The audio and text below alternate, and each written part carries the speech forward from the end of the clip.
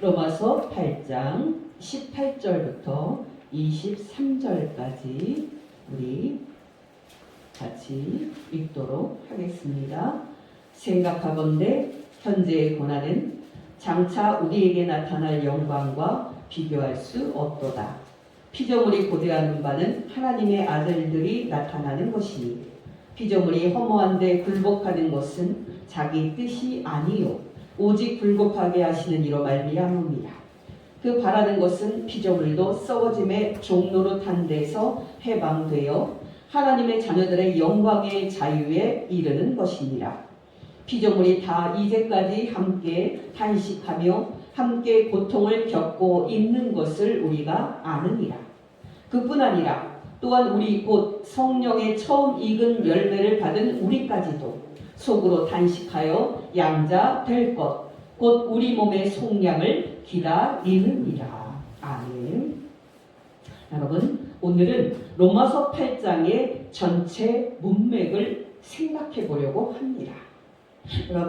여러분도 알다시피 이 시대 로마 교회의 성도들은 박해를 받고 있었습니다.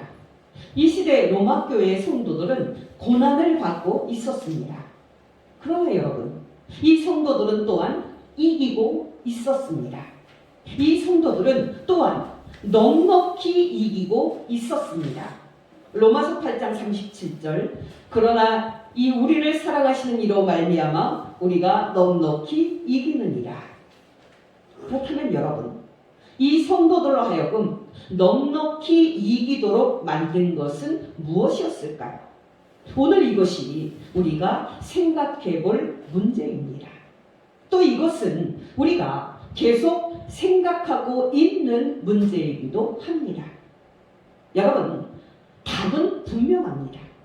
바로 그 답은 그리스도인들이 갖고 있는 독특한 시간관 때문입니다.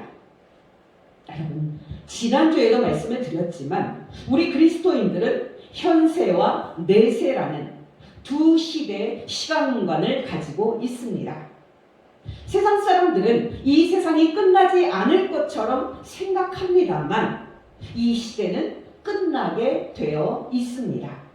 그리고 이어서 다음 시대가 시작되게 되어 있습니다. 아니 여러분, 그날에는 다음 시대가 완성되게 되어 있습니다.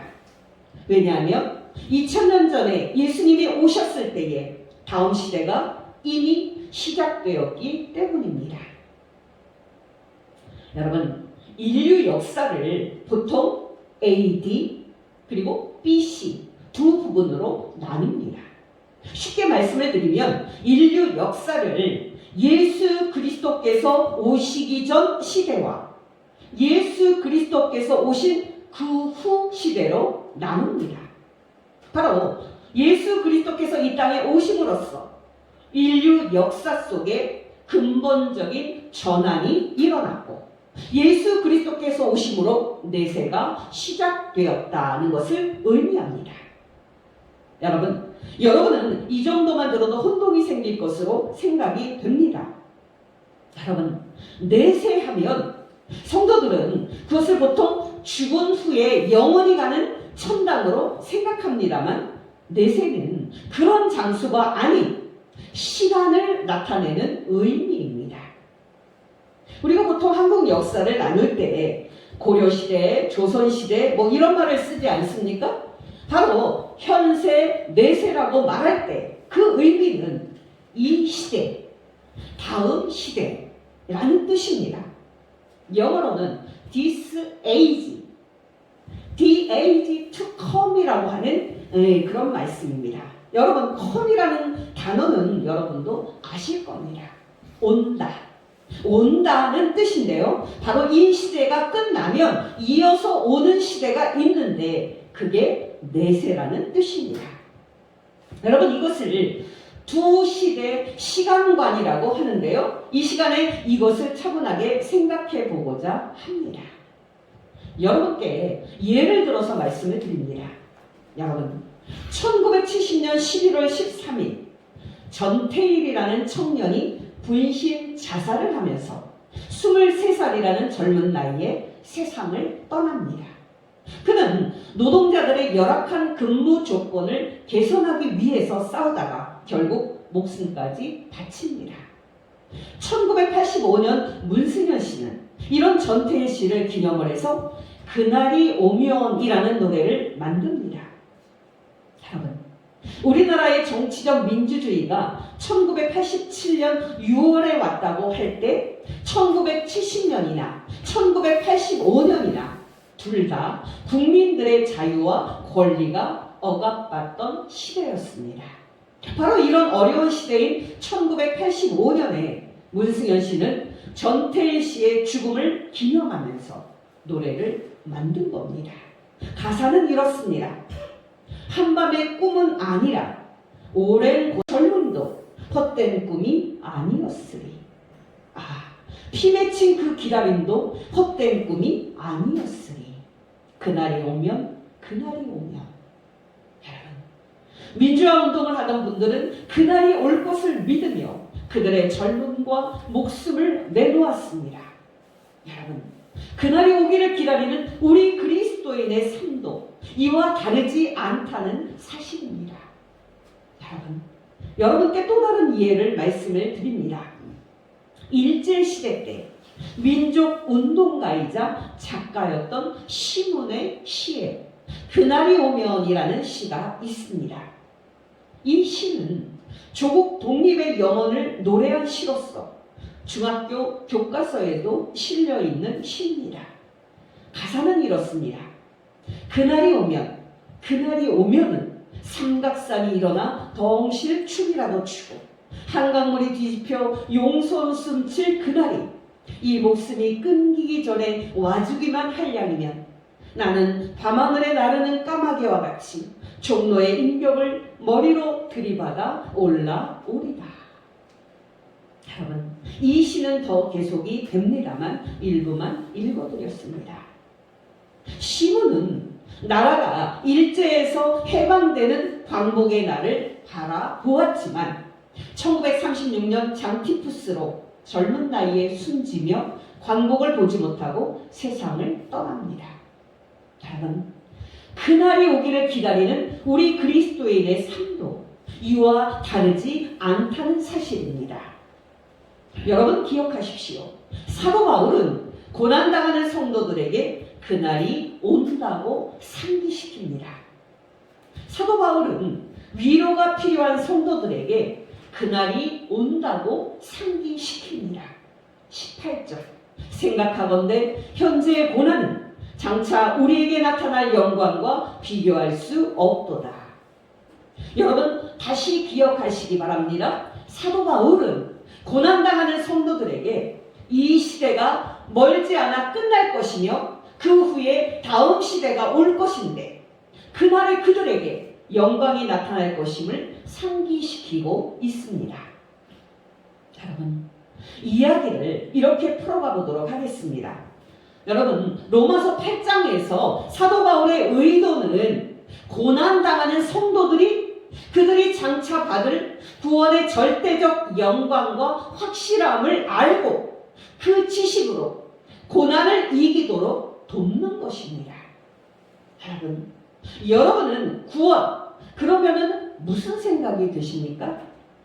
아마 여러분들은 죽은 후에 여러분의 영혼이 몸을 떠나서 천당에 가는 걸 생각합니다. 여러분들은 죽은 후에 여러분의 영혼이 이 물질 세계를 떠나서 천당에 가는 걸 생각할 겁니다. 그런데 여러분 놀라지 마십시오. 17절 18절에서 사도 바울은 장차 우리에게 나타날 영광을 상기시킵니다. 자녀이면 또한 상속자, 곧 하나님의 상속자요 그리스도와 함께한 상속자니 우리가 그와 함께 영광을 받기 위하여 고난도 함께 받아야 할 것입니다. 생각하건대 현재의 고난은 장차 우리에게 나타날 영광과 비교할 수 없도다. 여러분, 이 영광이 하나님께서 장차 저와 여러분에게 주신 구원의 영광입니다. 근데 여러분 19절을 가면 사도 바울은 우리에게 나타날 정말 영광을 말하다가 갑자기 아주 놀라운 이야기를 덧붙입니다. 바로 피조물에 대한 이야기입니다. 여러분, 여기 피조물은 우리가 지금 살고 있는 이 물질 세계를 뜻합니다. 여기 피조물은 지금 우리와 함께 있는 동식물과 같은 생명체와 그것들을 존재하는 자연 전체를 뜻합니다. 19절에서 22절, 피조물이 고대하는 바는 하나님의 아들들이 나타나는 것이니 피조물이 허무한데 굴복하는 것은 자기 뜻이 아니요 오직 굴복하게 하시는 이로 말미암음이라. 그 바라는 것은 피조물도 썩어짐의 종노릇한 데서 해방되어 하나님의 자녀들의 영광의 자유에 이르는 것입니다. 피조물이 다 이제까지 함께 탄식하며 함께 고통을 겪고 있는 것을 우리가 아느니라. 여러분, 사도 바울은 장차 우리에게 나타날 영광을 말하다가 갑자기 피조물 이야기를 5번이나 합니다. 여러분, 이것이 의미하는 바는 분명합니다. 여러분, 우리는 장차 예수 그리스도와 함께 영광을 받았을 때 우리가 지금 사는 이 물질 세계에 살게 될 겁니다. 여러분, 놀라지 마십시오. 저와 여러분은 예수님께서 이 땅에 다시 오셨을 때에 이 땅에서 살게 될 겁니다. 물론 이 물질 세계가 변화된 상태에서 말입니다만은 중요한 것은 우리가 지금 사는 이 창조 세계에서 우리가 살게 될 거라는 사실입니다. 여러분, 우리는 구원을 보통 우리가 죽었을 때에 우리 영혼이 천당에 가는 것으로 생각합니다만 그것은 놀랍게도 기독교의 구원의 본질이 아닙니다. 여러분, 오해하지 마십시오. 물론 우리가 죽었을 때 우리 영혼은 천당에 갈 겁니다. 그러나 여러분, 중요한 것은 그것이 구원의 끝이 아니라는 사실입니다. 여러분, 기억하십시오. 하나님께서 장차 우리에게 주실 구원의 영광에는 우리의 영혼뿐만 아니라 우리의 몸도 포함될 겁니다. 그렇기 때문에 사도 바울이 이 피조 세계의 구원을 말하는 거고 우리의 몸의 구원도 말하고 있는 겁니다. 23절, 그뿐 아니라 또한 우리 곧 성령의 처음 익은 열매를 받은 우리까지도 속으로 탄식하며 양자될 것 곧 우리 몸의 속량을 기다리느니라. 여러분, 우리의 영혼만 구원받는다면 이 물질 세계의 구원은 필요하지 않을 뿐만 아니라 우리의 몸의 구원도 필요하지 않을 것입니다. 그러나 여러분, 그것은 기독교가 믿는 것이 아닙니다. 여기 우리 몸의 속량은 우리의 현재 죽는 몸이 죽지 않는 몸으로 변화되는 걸 뜻합니다. 바로 우리의 현재 죽는 몸이 부활하신 예수 그리스도의 영광의 몸으로 변화되는 걸 뜻합니다. 이 말씀들을 기억하시기 바랍니다. 로마서 8장 10절 11절, 또 그리스도께서 너희 안에 계시면 몸은 죄로 말미암아 죽은 것이나 영은 의로 말미암아 살아있는 것이니라. 예수를 죽은 자 가운데서 살리신 이의 영이 너희 안에 거하시면 그리스도 예수를 죽은 자 가운데서 살리신 이가 너희 안에 거하시는 그의 영으로 말미암아 너희 죽을 몸도 살리시리라. 빌립보서 3장 20절 21절, 그러나 우리의 시민권은 하늘에 있는지라 거기로부터 구원하는 자 곧 주 예수 그리스도를 기다리노니 그는 만물을 자기에게 복종하게 하실 수 있는 자의 역사로 우리의 낮은 몸을 자기 영광의 몸의 형체와 같이 변하게 하시리라. 고린도전서 15장 51절에서 53절, 보라, 내가 너희에게 비밀을 말하노니 우리가 다 잠잘 것이 아니요 마지막 나팔에 순식간에 호련히 다 변화되리니 나팔 소리가 나매 죽은 자들이 썩지 아니할 것으로 다시 살아나고 우리도 변화되리라. 이 썩을 것이 반드시 썩지 아니할 것을 입겠고 이 죽을 것이 죽지 아니함을 입으리로다. 골로새서 3장 4절, 우리 생명이신 그리스도께서 나타나실 그때에 너희도 그와 함께 영광 중에 나타나리라.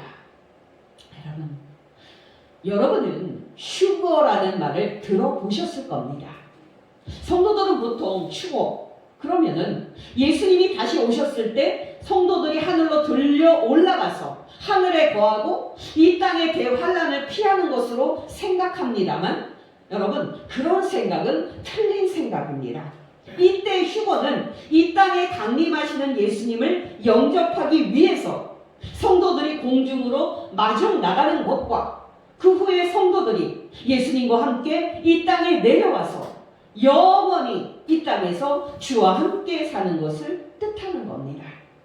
데살로니가전서 4장 16절에서 18절, 주께서 호령과 천사장의 소리와 하나님의 나팔 소리로 친히 하늘로부터 강림하시리니 그리스도 안에서 죽은 자들이 먼저 일어나고 그 후에 우리 살아남은 자들로 그들과 함께 구름 속으로 끌어올려 공중에서 주를 영접하게 하시리니 그리하여 우리가 항상 주와 함께 있으리라. 그러므로 이러한 말로 서로 위로하라. 예수님께서 이 땅에 강림하실 때에 그때 살아남은 자들이 공중으로 끌어올려져서 하늘에서 살게 된다면, 죽은 자들이 다시 살아나서 이 땅에 예수님과 함께 올 필요가 있겠습니까? 데살로니가전서 4장 14절, 우리가 예수께서 죽으셨다가 다시 살아나심을 믿을진대 이와 같이 예수 안에서 자는 자들도 하나님이 그와 함께 데리고 오시리라. 여러분, 기억하십시오. 이 물질 세계에 살기 위해 죽은 성도들이 부활하는 겁니다. 이 땅에 살기 위해서 죽은 성도들이 영광의 몸을 입고 다시 살아나는 겁니다. 그리고 그때 살아남은 성도들도 이 땅에 살기 위해서 죽지 않는 몸으로 변화되는 겁니다. 여러분, 몸의 부활은 필연적으로 이 물질 세계도 썩지 않는 세계로 변하는 것을 전제하는 겁니다. 몸의 부활은 필연적으로 현재 이 땅도 썩지 않는 땅으로 변하는 것을 전제하는 겁니다. 우리가 영광의 몸으로 부활하거나 변화되는 것은 썩지 않는 물질 세계로 변한 새 하늘과 새 땅에서 영원히 살기 위함인 겁니다. 여러분, 기억하십시오. 몸의 부활과 피조 세계의 변화, 이 두 가지는 함께 가는 겁니다. 그래서 사도 바울이 장차 우리에게 나타날 영광을 말하면서 이 피조 세계가 새 창조될 것을 함께 말하는 겁니다. 사도 바울이 장차 우리에게 나타날 영광의 몸을 말하면서 이 땅이 새 땅이 될 것을 함께 말하는 것입니다.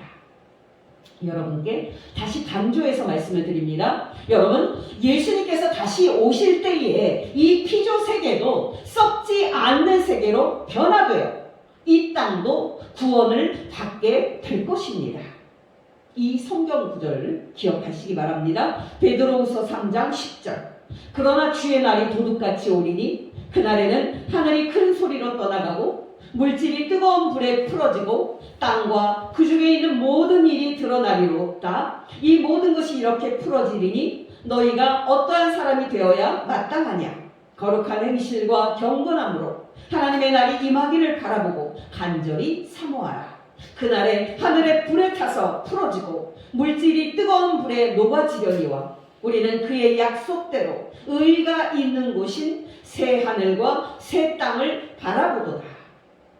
여러분, 구약의 선지자들이 이 땅에 도래할 거라고 예언한 것이 바로 이 피조 세계의 변화와 구원의 날입니다. 이사야서 11장 6절에서 9절, 그때 이리가 어린 양과 함께 살며 표범이 어린 염소와 함께 누우며 송아지와 어린 사자와 살진 짐승이 함께 있어 어린아이에게 끌리며 암소와 곰이 함께 먹으며 그것들의 새끼가 함께 엎드리며 사자가 소처럼 풀을 먹을 것이며 젖먹는 아이가 독사의 구멍에서 장난하며 젖된 어린아이가 독사의 굴에 손을 넣을 것이라.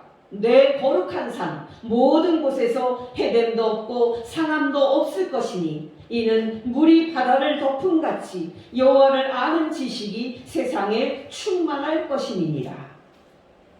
여러분, 다시 오시면 지금 서로 물고 죽이는 동물들의 악한 성질이 제거되고 그것들이 함께 지낼 수 있는 선한 상태가 될 것입니다. 예수님이 다시 오시면 우리 인간의 삶을 위험에 빠뜨리는 기생충들과 코로나 바이러스들도 다 없어지고 이 세상에 안전과 조화만 있을 겁니다. 여러분, 전문가들의 이야기를 들어보면 코로나 바이러스만 문제가 아닙니다. 지금 지구 온난화로 북극 얼음이 녹고 있는데 북극의 얼음 속에 셀 수 없이 많은 바이러스들이 있다는 거 아닙니까? 그러나 여러분 기억하십시오. 예수님이 이 땅에 다시 오실 때에 이 피조 세계에서 해와 죽음을 일으키는 모든 것들이 다 없어질 것입니다. 또 여러분 그날에는 지금 고통당하는 이 자연도 구원받게 될 겁니다. 이사야서 35장 6절 7절 그때 저는 자는 사슴같이 뛸 것이며 말 못하는 자의 혀는 노래하리니 이는 광야에서 물이 솟겠고 사막에서 시내가 흐를 것이니라.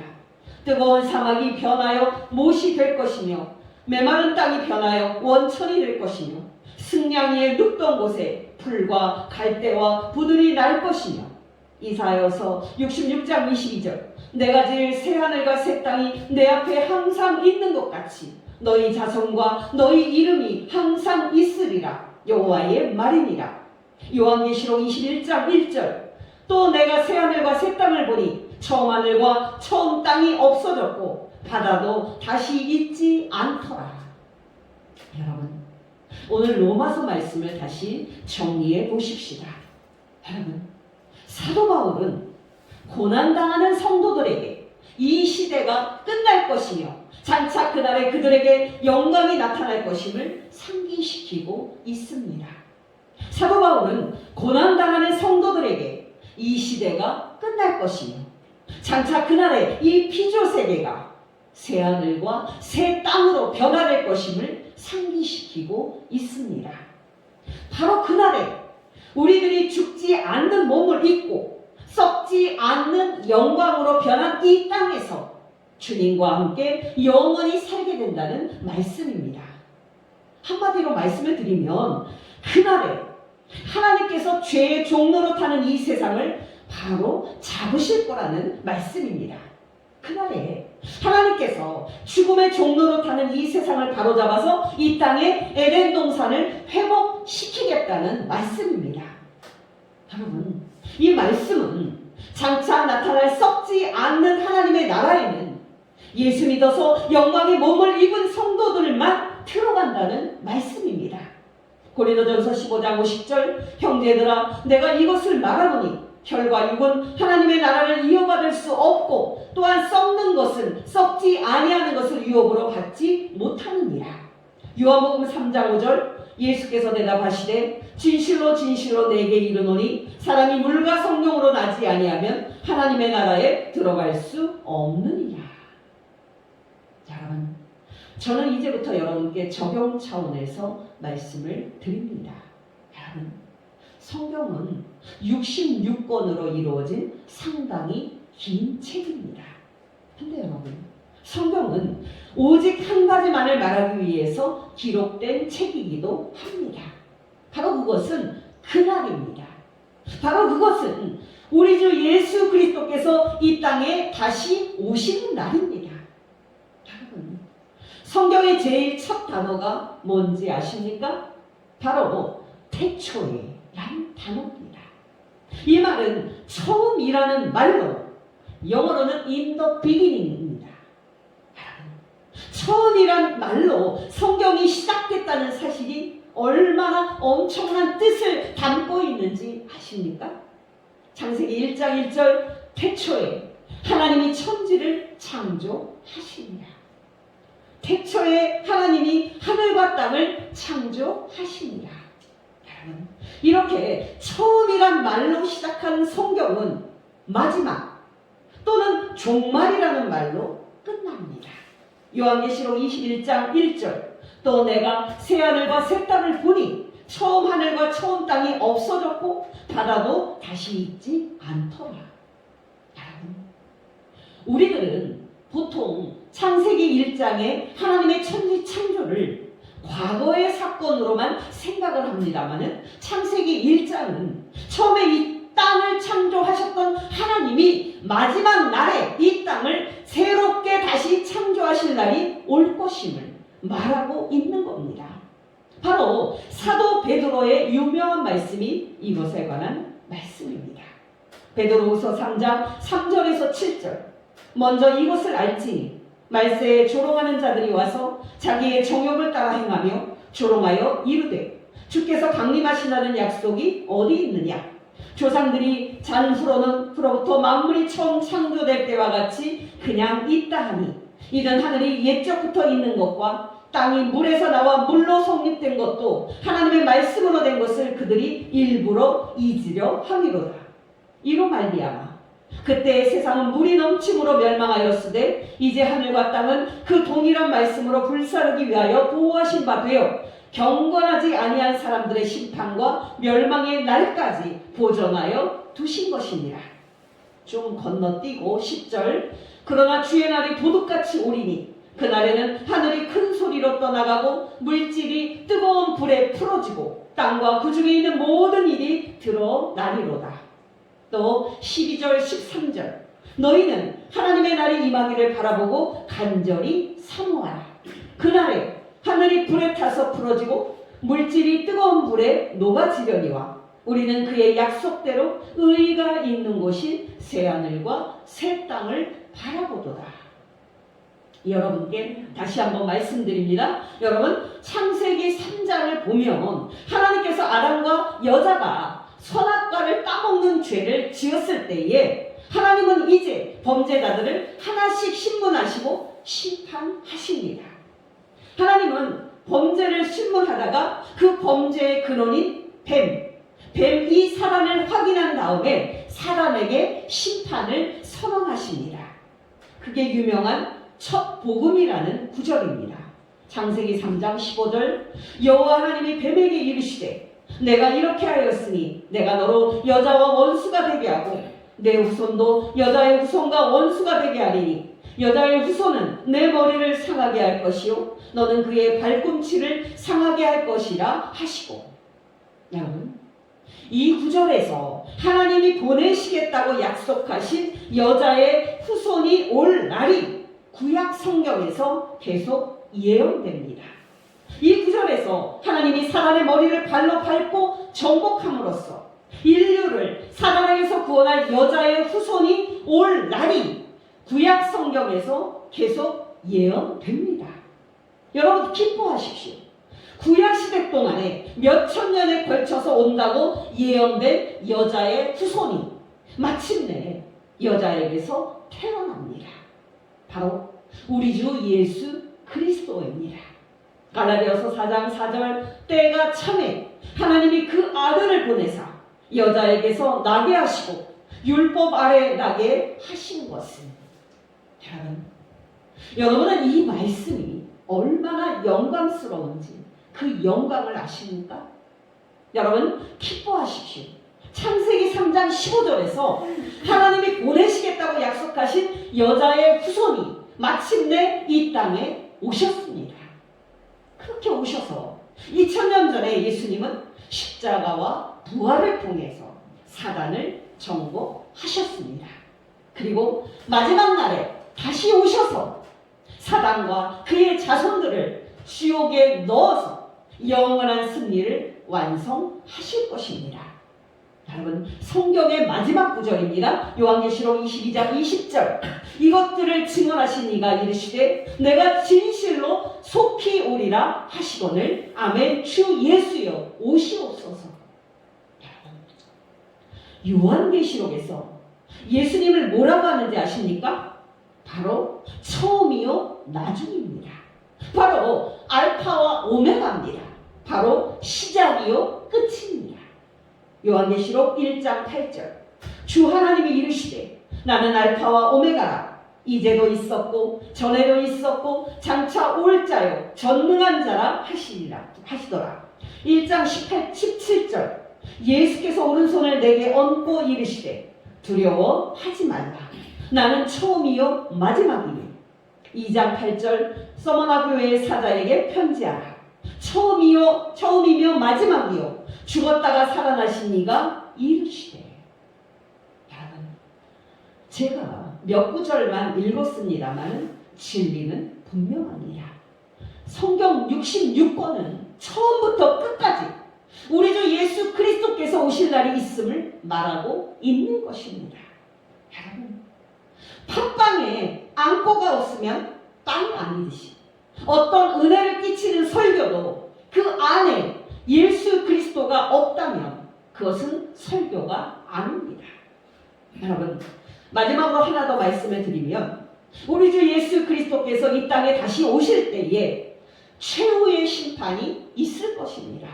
마태복음 25장 31절에서 34절 인자가 자기 영광으로 모든 천사와 함께 올 때에 자기 영광의 보좌에 앉으리니 모든 민족을 그 앞에 모으고 각각 구분하기를 목자가 양과 염소를 구분하는 것 같이 양은 그 오른편에 염소는 왼편에 두리라.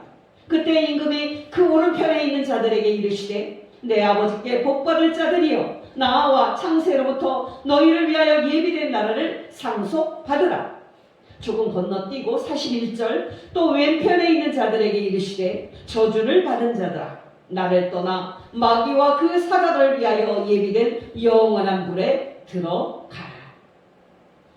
여러분, 저는 지금까지 성경 전체를 통해서 하나님께서 우리에게 알려주시는 계시는 결국 하나, 우리 주 예수 그리스도께서 다시 오시는 날임을 여러분께 확인시켜 드렸습니다. 여러분 기억하십시오. 그날에 예수 믿는 저와 여러분에게 영광이 나타나게 될 것입니다. 그날에 예수 믿는 저와 여러분에게 죽지 않는 영광의 몸이 주어질 것이고 그렇게 우리는 썩지 않는 천국에 들어가게 될 것입니다.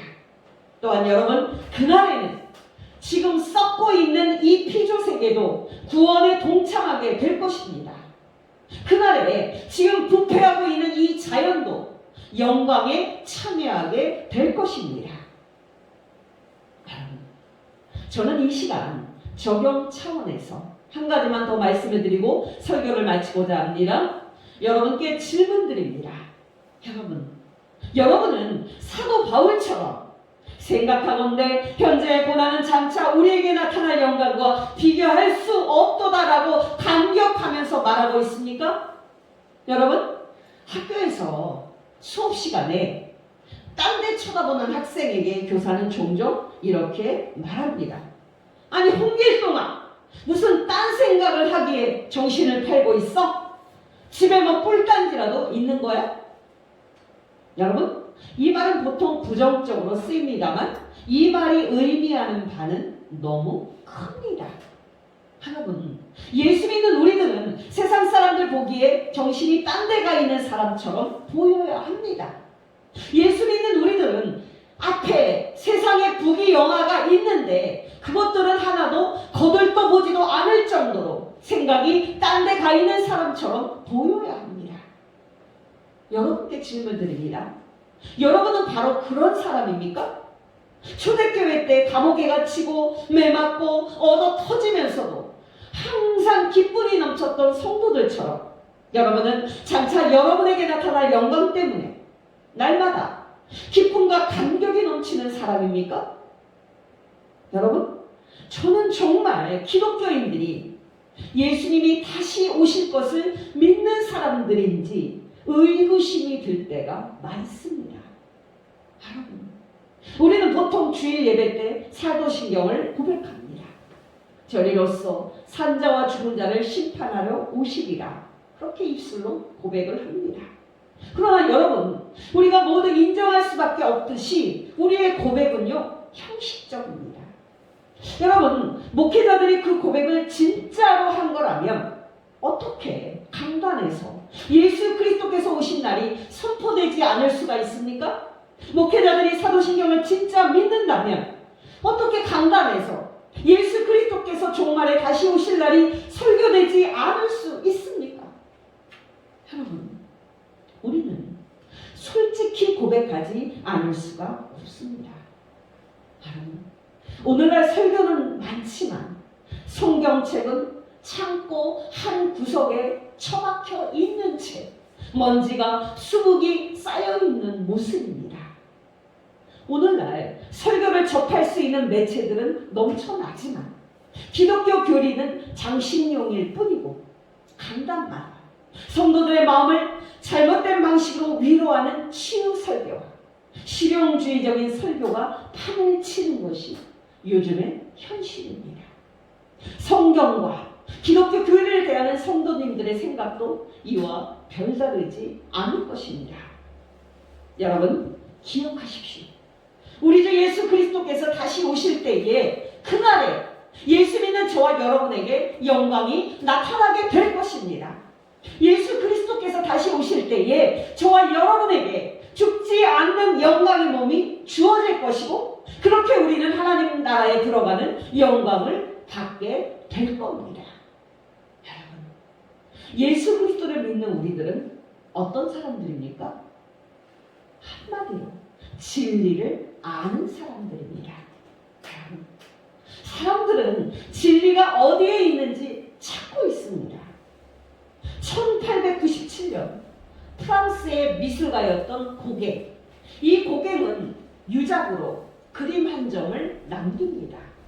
그 그림은 오른편에서 왼편으로 가면서 이해하도록 그려졌는데요. 오른쪽 끝에는 갓난아이가 있고 중간에는 젊은이가 있고 그리고 왼쪽 끝에는 죽음을 앞에 둔 할머니가 나옵니다. 고갱은 그렇게 그림으로써 인간의 일생을 표현하고 인간의 구원이 어디에서 오는지를 묻고 있습니다. 여러분, 그 그림은 지금 미국 보스턴 미술관에 소장이 되어 있는데요. 그 그림의 제목은 이렇습니다. 우리는 어디에서 왔습니까? 우리는 무엇입니까? 우리는 어디로 가고 있습니까? 여러분, 사람들은 자신이 어디에서 와서 어디로 가고 있는지 알지 못하기 때문에 불안해하고 있는 겁니다. 단지 코로나 바이러스 때문에 불안해하는 게 아닙니다. 그 밑바닥에는 자신이 어디에서 와서 어디로 가고 있는지 모르기 때문에 불안하고 두려운 겁니다. 그 밑바닥에는 자신이 누구인지 모르기 때문에 불안하고 두려운 겁니다. 여러분은 예수 그리스도를 믿는 것이 얼마나 복된 일인지 아십니까? 여러분, 세상 사람들은 자신이 누군지 또 어디로 가는지 알지 못하나 우리는 우리가 하나님의 자녀인 것과 우리가 우리의 본향인 천국을 향해 가고 있음을 압니다. 세상 사람들은 이 세상이 어떻게 시작돼서 어디로 가고 있는지 알지 못하지만 우리는 이 피조 세계가 태초에 하나님에 의해 창조됐고 이제는 하나님에 의해서 다시 창조될 나를 향해서 가고 있음을 압니다. 우리가 예수 믿고 구원받아 하나님의 나라를 소유한 이 기쁨을 무엇에 비교할 수 있겠습니까? 여러분은 예수 그리스도를 믿는 이 기쁨을 아십니까? 여러분, 기억하십시오. 기독교 신앙의 본질은 기쁨입니다. 여러분, 마태복음 13장에는 예수님의 천국 비유들이 나옵니다. 거기에는 밭에 감추인 보화와 좋은 진주를 구하는 장사꾼의 비유가 나옵니다. 근데 여러분, 그 두 비유의 핵심 메시지는 기쁨입니다. 마태복음 13장 44절에서 46절, 천국은 마치 밭에 감추인 보화와 같으니 사람이 이를 발견한 후 숨겨두고 기뻐하며 돌아가서 자기의 소유를 다 팔아 그 밭을 사느니라. 또 천국은 마치 좋은 진주를 구하는 장사와 같으니 극히 값진 진주 하나를 발견하매 가서 자기의 소유를 다 팔아 그 진주를 사느니라. 여러분에게는 예수 믿고 천국을 소유한 그 기쁨이 있습니까? 여러분에게는 장차 여러분에게 나타날 그 영광을 바라보며 그 소망 가운데 감격하는 기쁨이 있습니까? 베드로전서 1장 13절. 그러므로 너희 마음의 허리를 동이고 근신하여 예수 그리스도께서 나타나실 때에 너희에게 가져다 주실 은혜를 온전히 바랄지어다. 여러분, 예수님의 다시 오실 날을 생각할 때 두려워하는 성도들이 얼마나 많은지 모릅니다. 예수님의 재림을 생각할 때 무서워하는 성도들이 얼마나 많은지 모릅니다. 여러분 기억하십시오. 그런 생각들은 성경에 근거한 생각들이 아닙니다. 우리 주 예수 그리스도께서 다시 오시는 날은 예수 믿는 저와 여러분들에게 영광의 날입니다. 아니, 영광스러운 날입니다. 우리가 달려갈 길을 마치고 예수님으로부터 의의 면류관을 받아쓰게 될 가장 영광스러운 날입니다. 그날이 예수 그리스도를 믿지 않는 사람들에게는 가장 슬픈 날이 되겠지만 예수 믿는 저와 여러분에게는 가장 기쁜 날이 될 것입니다. 여러분께 권면드립니다. 예수 그리스도께서 나타나실 때에 여러분에게 가져다 주실 은혜를 기쁨으로 바라보며 소망 가운데 달려가는 복된 성도 되시기를 예수의 이름으로 축원합니다. 잠시 세상에 내가 살면서 항상 찬송 부르다가 날이 저물어 오라 하시며 영광 중에 나가리. 열린 천국문 내가 들어가 세상 짐을 내려놓고 빛난 면류관 받아 쓰고서 주와 함께 길이 살리. 눈물 골짜기 떠듬으면서 나의 갈 길 다간 후에 주의 품 안에 내가 안기어 영원토록 살리로다.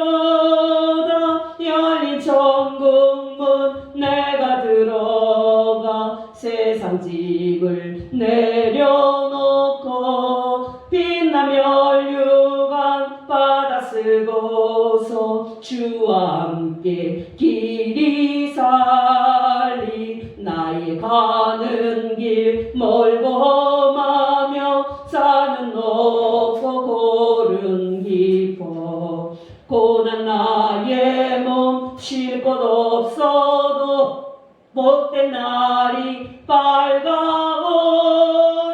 열린 천국문 내가 들어가 세상 짐을 내려놓고 빛난 면류관 받아 쓰고서 주와 함께 길이 살리. 한숨 가시고 죽음 없는 날 사모하며 기다리니 내가 그리던 주를 배울 때 나의 기쁨 넘치리라.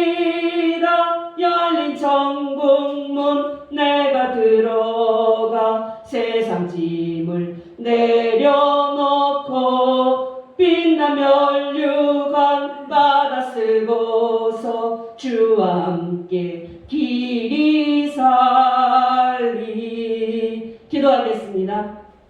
하나님 아버지, 정말 우리를 사랑하여 주셔서 예수 믿는 믿음을 주시고 구원하여 주신 것을 진심으로 감사드립니다. 하나님 아버지, 또한 오늘 말씀을 통해서 우리에게 장차 영광이 나타날 날이 있음을 알게 하시고 우리 주 예수 그리스도의 복되신 다시 오심이 있음을 알게 해주셔서 진심으로 감사드립니다. 하나님 아버지, 이 지식으로 우리가 항상 하나님을 찬송하며 또한 모든 고난을 넉넉히 이기며 소망 가운데 끝까지 달려가는 복된 성도 되게 하옵소서. 예수님의 이름으로 기도합니다. 아멘.